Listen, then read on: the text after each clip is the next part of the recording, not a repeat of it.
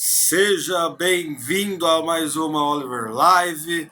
Estamos ao vivo aqui no Instagram. Não se esqueça de entrar no Instagram aí para ver sempre essa live sobre a vida intelectual às 9 horas de segunda a sexta.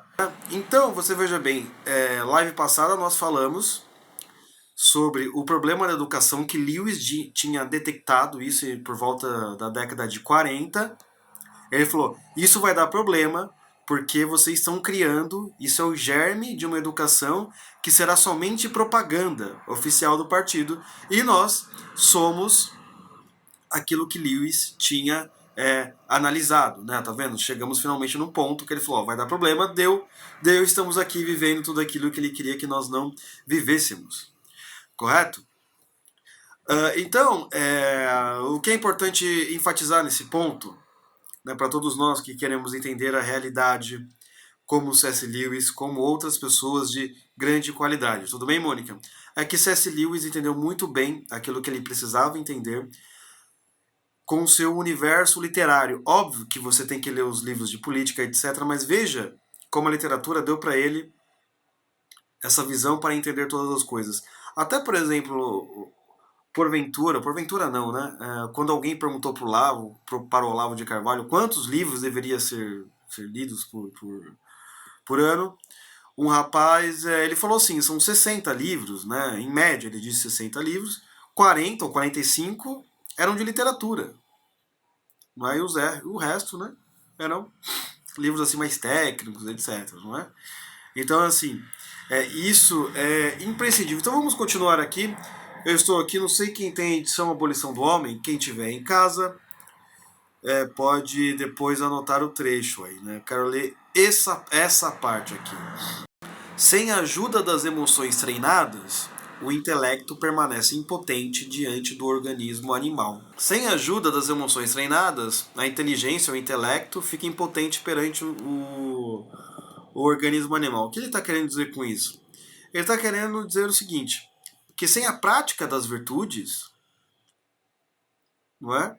A sua inteligência não vai fazer muita diferença na sua vida para você ter uma vida, vamos dizer assim, de acordo com aquilo que Deus deseja, ou enfim, um ser divino, etc. Sabe por quê?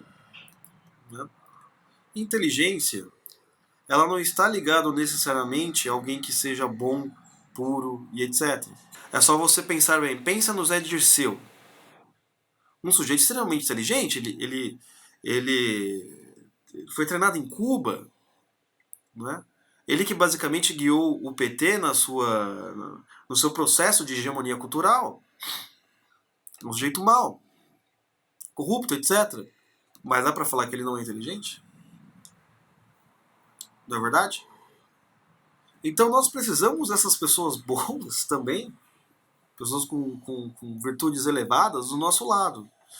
Não é? O Dr. Ítalo Marcelo ele sempre fala assim que para você começar o processo de subir a virtude, ou melhor, chegar à camada 4, todo mundo fala agora das 12 camadas, né, das 7 moradas, né, na internet estão falando muito disso, né?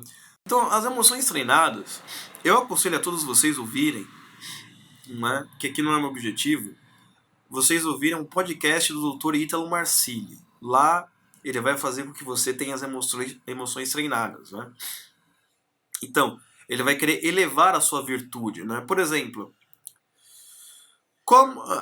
o problema da maioria das pessoas, que elas acham que para ser santo ou santa, ela já tem que começar já abandonando tudo de uma vez, todos os pecados, não é? Porque se não conseguir abandonar todos os pecados de uma vez, elas nem querem entrar numa igreja ou viver uma vida assim que tenha algum devocional, né? Mas assim, não funciona assim para a maioria das pessoas. Para alguma acontece mesmo, você sempre encontra histórias, né? Você pega na própria Bíblia, né, o apóstolo Paulo, lá o cara já foi voando. Com os outros apóstolos não foram assim, pô. Pedro conviveu com Jesus Cristo 3 anos e traiu ele. Não foi? Não é? Só que a maioria das pessoas tem essa visão, né? Que se eu quero viver com Deus, se eu quero ter uma vida virtuosa, eu já tenho que acordar no outro dia já tentando fazer tudo certo, tudo correto, Tudo bem, você pode fazer isso, só que o que acontece logo em seguida? A partir do momento que acontece o primeiro erro, a primeira coisa que você acha que faz de errado, você já quer abandonar tudo. É normalmente assim que acontece, não é? Doutor Ítalo Marcelo é fera demais. Conheci, deve ter uns 15 dias e já gosto demais. Sim, Rodrigo. Obedece tudo que ele fala. Você vai resolver muito bem na vida. Uhum. Então, por exemplo, nós sempre temos que começar com coisas simples. Simples. Não é? Primeiro, ele dá uma dica. Então, a partir desse ano, eu vou começar a dar esmola para todo mendigo que me pedir. Não é? Por exemplo, uma coisa simples. Você não precisa chegar assim, não, eu vou tirar todos os erros de uma vez. Na verdade, esse de tirar todos os erros de uma vez é uma fonte de frustração e as pessoas, elas não conseguem fazer isso de uma vez e acabam abandonando tudo. Realmente não tem jeito e não sei o que. Não é? Isso é muito importante do que o próprio Jordan Peterson fala na questão de comparação que eu já expliquei para vocês. O que era? Você nunca deve se comparar com os outros. Você deve se comparar consigo mesmo, correto? E sempre colocar alguém que você ache superior a você, um santo, uma figura bíblica, etc., como parâmetro. Mas a comparação é sempre com você mesmo, não é? Então assim, eu comecei, sabe o que eu vou fazer? Sei lá, agora eu vou tentar cumprimentar todas as pessoas do meu trabalho. Uma coisa simples, mas que faz uma grande diferença, não é? Sabe uma coisa que eu passei lá para os alunos da igreja? Foi o seguinte, era um exercício desse para eles aumentarem a virtude, não é? Eu falei assim, perguntei assim para eles, assim, vocês estão aqui mais ou menos 5 anos aqui, né, nessa sala aprendendo um monte de coisas, não é? Deviam ter umas 15 pessoas ali, mais ou menos, né? Aí eu perguntei, você conhece essa pessoa, esse irmãozinho aí que tá do seu lado? Bem. Não, parece que as pessoas se convivem, mas não se conhecem muito bem. Você sabe qual é a qualidade delas? Você sabe do que elas não gostam? Né? Perguntei pros meninos, né? Falar uma qualidade das meninas, e não sabia das meninas, também não sabia nenhum dos meninos. Não é? Isso é muito interessante. Você tá convivendo, só que você não trata o outro como um ser humano, mas como objeto. Aí eu falei assim, olha, então vocês vão fazer o seguinte, vocês vão chegar em casa, isso é um ótimo exercício também para quem é religioso. Você vai chegar em casa, certo? E você vai orar para cada uma dessas pessoas que está aqui nessa sala, certo? Só que é o seguinte, não é orar de qualquer maneira, Deus abençoe todo mundo. Não é assim? Não é assim, não. Não, pô, aí qualquer macaco ora assim, velho. Não é verdade? Qualquer macaco ora desse jeito.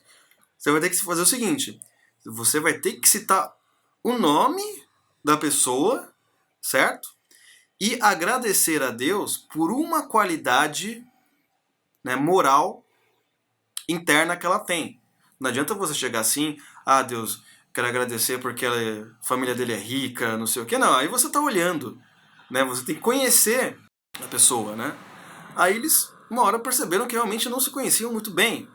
Né? Não estou falando que todo mundo tem que ser amigo de todo mundo, tal, ser um amigão, tal, mas a questão é, às vezes a gente não repara os problemas, o que as pessoas estão passando, etc. E eu falei, vocês vão ter que fazer isso agora, tá? Alguns ficaram assim, pô, mas vou ter que orar, mas nem sei o nome da mocinha. Falei, tá vendo? Tá convivendo 2 anos, né? Nem sei do que ela gosta, etc. Olha só, estão convivendo aqui e ninguém sabe de nada. A gente normalmente só sabe reclamar, né? Quando o sujeito não olha pra nossa cara, etc, não é? Então você veja bem, esse é um ótimo exercício. Por quê? Você vai se forçar a lembrar o nome do sujeito, não é? E você vai querer saber algum aspecto bom dele. E agradecer a Deus por causa disso. Porque normalmente, como nós fazemos, fala mal, né? Então, isso é muito importante. Lembre-se, nunca se compare com asiáticos. Exatamente. Exatamente.